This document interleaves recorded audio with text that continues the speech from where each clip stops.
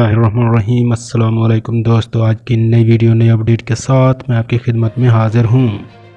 Peshawar local committee announce عید الفطر، کل عید ہوگی، عید کا چاند نظر آ گیا ہے، جس میں چاند نظر آنے کی شرعی شہادتیں موصول ہوئی ہیں۔ قاسم علی خان کے نمائندہ علماء کرام نوشہرہ مردان، پارسدہ ثوابی مکی مروت بلوچستان اور جوڑ علماء کرام کے پاس 189 خان کے بیان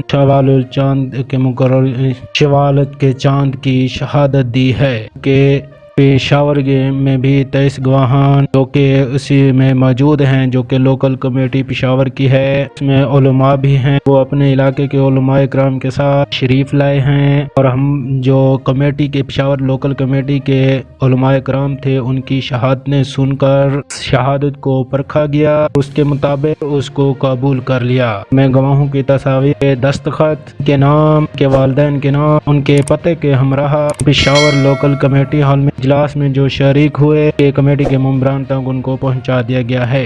لاسٹ میں متفقہ طور پر یہی فیصلہ کیا گیا کہ بروز جمعرات 13 مئی 2021 شوال المکرم ہوگی اور عید الفطر کا پہلا دن ہوگا۔ یہ مرکزی پشاور لوکل کمیٹی نے اناؤنس کیا ہے کہ عید الفطر جو ہے پشاور میں کل ہوگی۔